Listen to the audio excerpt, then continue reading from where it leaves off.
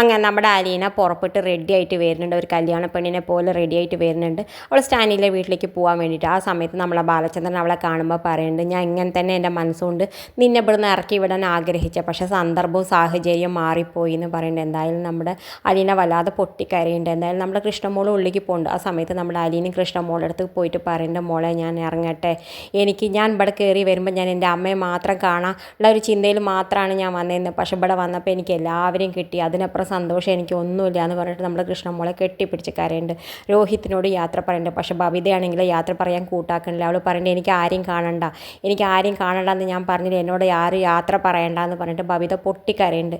എന്തായാലും നമ്മുടെ അലീന എല്ലാവരോടും യാത്ര പറഞ്ഞ് ഇറങ്ങിയിട്ട് എല്ലാവരോടും ടാറ്റയൊക്കെ കാണിച്ചിട്ട് പോകുന്നുണ്ട്. എന്തായാലും പോണ സമയത്ത് നമ്മുടെ ബാലചന്ദ്രനോട് പറയുന്നുണ്ട്, അച്ഛൻ എന്നെ സ്വന്തം മകളായിട്ട് എല്ലാവരുടെ മുന്നിലും പരിചയപ്പെടുത്തുന്ന സമയത്ത് ഞാൻ എത്രമാത്രം ഉള്ളിൽ സന്തോഷിച്ചെന്നറിയോ, അത് അച്ഛൻ എത്ര പറഞ്ഞാലും മനസ്സിലാവില്ല.